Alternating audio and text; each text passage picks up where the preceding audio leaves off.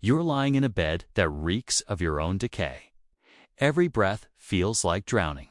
The servants who once bowed to your every word now gag when they enter your chamber, their faces twisted in horror before they flee. Your skin has taken on the gray pallor of a corpse, but your heart still beats. Your mind still works. And through the fog of fever, you can hear them, the messengers, the whispers, the reports of your kingdom tearing itself apart. You've controlled the fate of nations for 30 years. You've orchestrated massacres, manipulated kings, survived 8 civil wars.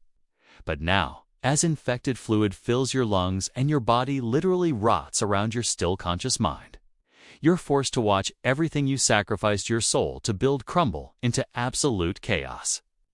And you know, with the terrible clarity that comes in those lucid moments between delirium, that this is how it ends. Not with dignity, not with legacy, but drowning in your own corruption while your son destroys everything you spent a lifetime preserving. Before we descend into what historians call one of the most horrifying royal deaths ever documented, I have to say it genuinely amazes me that people from Seoul to São Paulo, from Cairo to Chicago, are all drawn to these stories from centuries past. Drop a comment and let me know where you're watching from, because this global curiosity for history never stops blowing my mind. This is Blois, France. January 1589. The woman dying in that chamber is Catherine de' Medici. And if you know anything about 16th century European politics, that name should make you pause. She wasn't born to rule. She arrived in France at 14 as an Italian orphan, mocked by the nobility as nothing more than a merchant's granddaughter. But she would become the most feared political operator in Europe, the woman who controlled 3 kings, who maintained an impossible balance between Catholic and Protestant factions through sheer ruthless intelligence. For 3 decades, she was France, and now she's rotting alive, her body consumed by an infection so severe that the stench of decay permeates the castle walls while her heart still beats. But here's what makes her final 13 days genuinely nightmarish. It wasn't just her body that was decomposing. It was her entire world. Because 8 days before she died, her son King Henry III made a decision so catastrophically stupid, so politically suicidal, that it would validate every warning Catherine had whispered from her deathbed. And she would spend her final hours conscious enough to watch the consequences unfold, powerless enough to do absolutely nothing about it.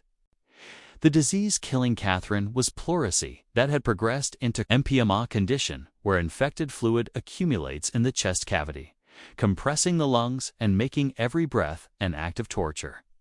Modern antibiotics would have cured her in days. But 16th century medicine had no concept of bacterial infection. Her physicians tried bloodletting, which weakened her further. They tried heated cups applied to her chest, which did nothing except add burns to her suffering. They tried purges that left her dehydrated and delirious. Every treatment made things worse. By late December 1588, infection had progressed so far that decomposition had essentially begun while she was still alive. The bacteria colonizing her lungs produced gases that smelled like rotting meat mixed with sulfur. Servants had to be rotated every few minutes because they literally couldn't breathe in her presence. One attendant described it as the smell of hell itself, as if her body had already been claimed by demons. For a woman who had introduced perfumed gloves to the French court, who had always been meticulous about appearance and hygiene, this degradation must have been psychologically devastating.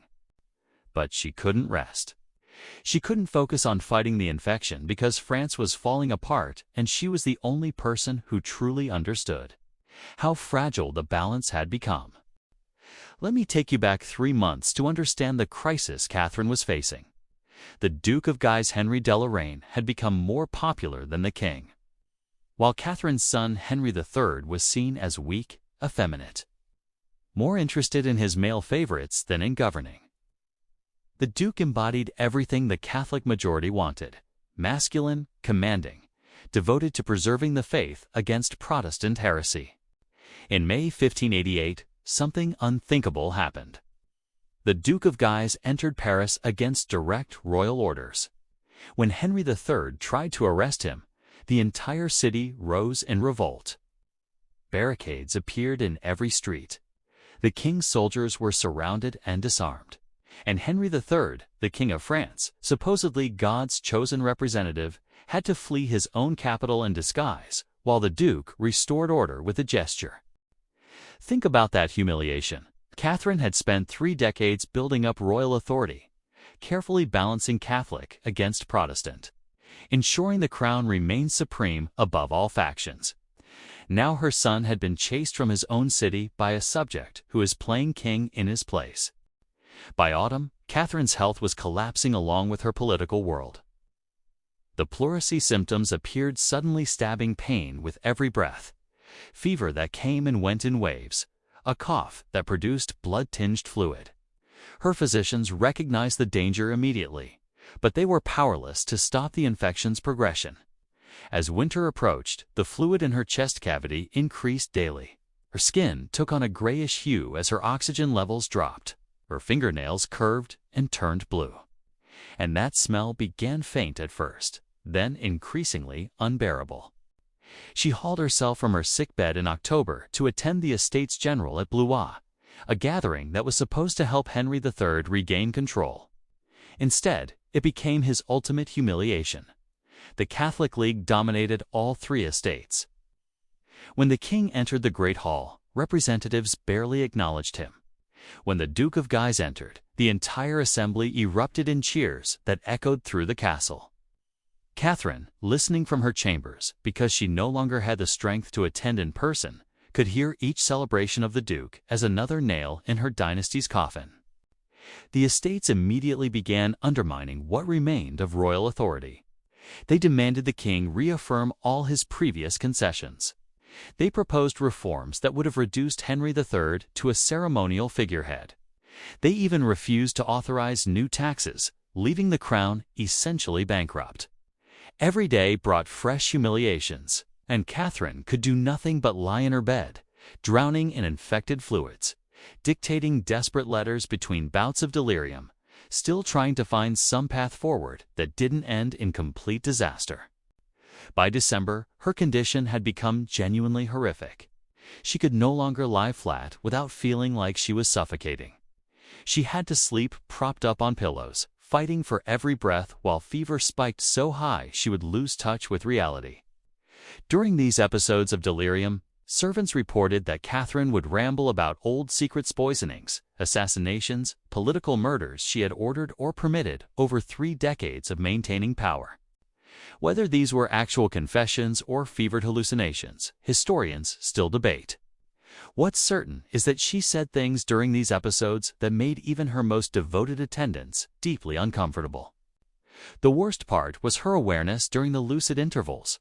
She would suddenly focus, recognize the people around her, and ask what she had said while delirious. When they wouldn't tell her, she would become agitated, which would trigger violent coughing fits that left blood spattered across her pillows. The infected fluid in her chest would slosh with every movement, creating a sound witnesses described as the rattle of death itself. December 22nd, her son Henry III appeared in her chamber that evening, looking haggard and desperate. He had been acting strangely for days, praying obsessively, flagellating himself, muttering about divine guidance and unbearable humiliations. The conversation between mother and son that night has been lost to history. But servants outside the door reported raised voices, or rather one raised voice, since Catherine could barely manage more than a whisper. What they heard was Henry shouting about honor, about dignity, about the endless parade of insults he'd endured from the Duke of Guise. Catherine's response was too weak for anyone to make out clearly. But after the king left, witnesses say she tried desperately to get out of bed. She actually managed to stand, clutching the bedpost, before collapsing back onto her mattress in a violent coughing fit. She kept repeating something, but her voice had become so faint that no one could understand the words. Perhaps it was a prayer. Perhaps it was a curse. Or perhaps, with the political instincts that had kept her alive for 7 decades, She somehow sensed what her son was planning. At 8 o'clock in the morning on December 23rd, the Duke of Guise entered the king's antechamber for what he thought was a routine meeting. The room was unusually crowded with members of the royal guard dressed as servants. The Duke noticed something was wrong, but before he could react, they drew their daggers. Even surprised and outnumbered, the Duke fought with desperate strength. He was a large man, a veteran warrior. He grabbed one attacker by the beard, threw another against the wall, fought even as the blades found their marks in his back, his chest, his throat. Finally, he collapsed at the foot of the king's bed, his blood painting the walls of the royal chamber. King Henry III emerged from where he had been hiding. Yes, hiding, and stared down at the corpse. "My God, he's even bigger dead than alive," he reportedly said. Then, still spattered with the Duke's blood, Henry rushed to tell his mother what he had done. Catherine was taking medicine when her son burst into her chamber, wild-eyed and babbling. Some accounts suggest she had heard the commotion from her room directly below the crashing, the screaming, the sounds of a man fighting for his life. Her reaction, even through the haze of illness and medication, was immediate and devastatingly accurate. "You have cut out the cloth, my son," she whispered, her voice barely audible above the rattling in her chest. "But now you must sew it back together." Think about the precision of those words. She didn't ask why. She didn't express shock or horror. Her mind went straight to the political consequences, to the impossible task ahead. You've torn the fabric of France by murdering its most popular leader. Now try to stitch it back together. Catherine understood what Henry apparently didn't grasp. You cannot assassinate your way out of political weakness. The Duke of Guise wasn't just a man. He was a symbol, a champion of Catholic France. His death wouldn't end the rebellion. It would transform him into a martyr and make their cause holy. God grant, Catherine continued, each word a struggle against the fluid, drowning her lungs, that you have not become king of nothing. Within hours, her prophecy began its terrible fulfillment. Word of the assassination spread through Blois Castle like wildfire. But the real catastrophe was the reaction from across France. When news reached Paris, the entire city exploded in fury. Preachers declared Henry III a tyrant no longer deserving of the title king. The Sorbonne released all Catholics from their oaths of loyalty to the crown. The Parliament of Paris declared the throne effectively vacant. Within days, most of Catholic France had essentially seceded from royal authority. City after city declared for the Catholic League. The Pope would eventually excommunicate Henry III, casting him out from the Catholic Church itself. Catherine watched everything she'd spent 30 years preventing foreign meddling. Religious war, the collapse of royal authority unravel at once. The assassination shattered her already failing health, pushing her pleurisy into its final, brutal stage. Fluid filled her lungs. Her physicians' crude treatments only worsened her weakness. The infection spread, producing a stench of internal decay so overpowering that servants had to be rotated constantly. On Christmas Day, while Catholic Europe celebrated, Catherine lay gasping, hearing reports of cities, Orleans, Toulouse, lying abandoning her son. The network of loyalty and fear she had built over decades was collapsing before she died. She tried to dictate letters, still attempting to salvage something from the wreckage. But increasingly, the periods of lucidity were interrupted by delirium. The fever would spike, and suddenly she wasn't in Blois in 1588, but back in Florence in the 1530s. Or reliving her wedding, or experiencing again the horror of the St. Bartholomew's Day massacre in 1572. December 28th brought a new horror, convulsions. Not constantly, but in episodes that could last for hours. Her body would seize, her back arching off the bed, her hands clawing at nothing. Modern medicine might recognize this as severe hypoxia, her brain literally starving for oxygen as her lungs failed. But all her doctors could do was hold her down and wait for the episodes to pass. The irony of her timing wasn't lost on those who witnessed it. New Year's Day had always been, Catherine's favorite, the French court traditionally exchanged gifts then rather than at Christmas. And Catherine had loved this custom, using gifts as political tools, showing favor or displeasure through careful selection. This year, she could only lie in her bed, drowning in her own body, while the remnants of the court exchanged their gifts in hushed tones, pretending things were normal while their world collapsed. By January 3rd, Catherine could no longer speak coherently. The fluid in her lungs had risen so high that every word was a gurgle. Her lips had turned blue from lack of oxygen. Her fingernails, too. She looked, one witness said, like she was already dead except for the horrible rattling sound that proved she was still fighting for breath. January 4th saw the worst convulsions yet. They started at dawn and continued almost without interruption throughout the day. Her ladies-in-waiting fled the room, unable to watch anymore.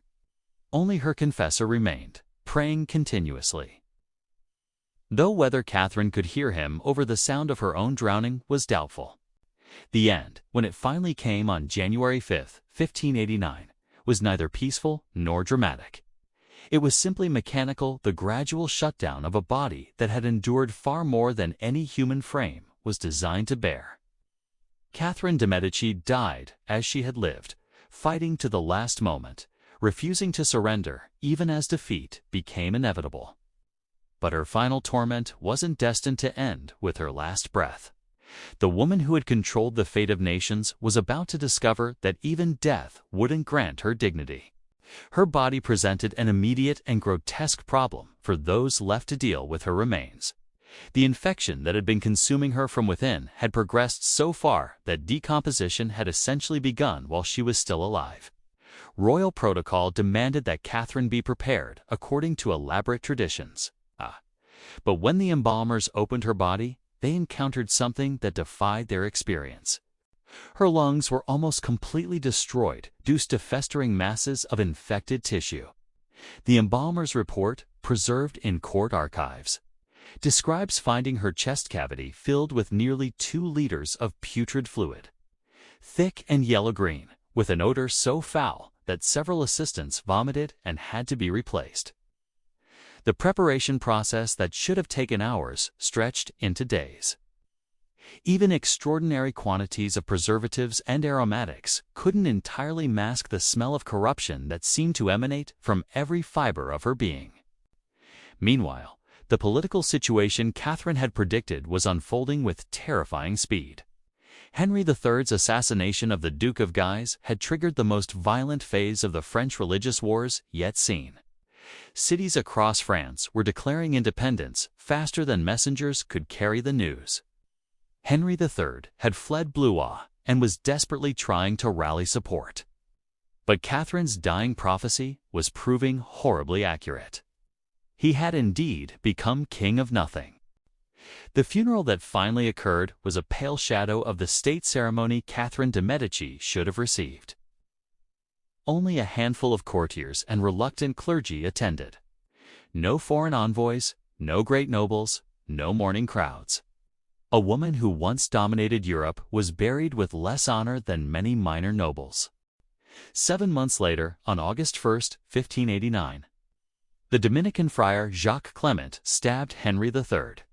The wound seemed small, but infection set in just as it had with Catherine. Within a day, he was dying. Its final admission.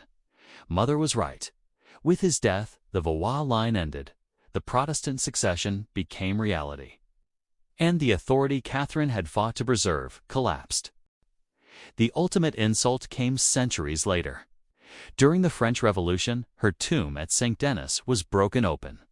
Her corpse dragged out and thrown into a mass grave with other royals, then covered in quicklime to erase their remains. Today, visitors pass a modest plaque marking the pit where her bones lie mixed with kings and wand. Weens rarely noticing the woman who once shaped nations. Catherine spent 13 days dying as her kingdom unraveled. The stench that emptied her chambers mirrored the decay of the political order she had spent decades sustaining. She died as she lived surrounded by the consequences of her choices. powerless at the end to stop the collapse she had tried so desperately to prevent. The haunting image is not her physical suffering, but her lucid awareness that everything she built was dissolving, one breath and one rebellion at a time.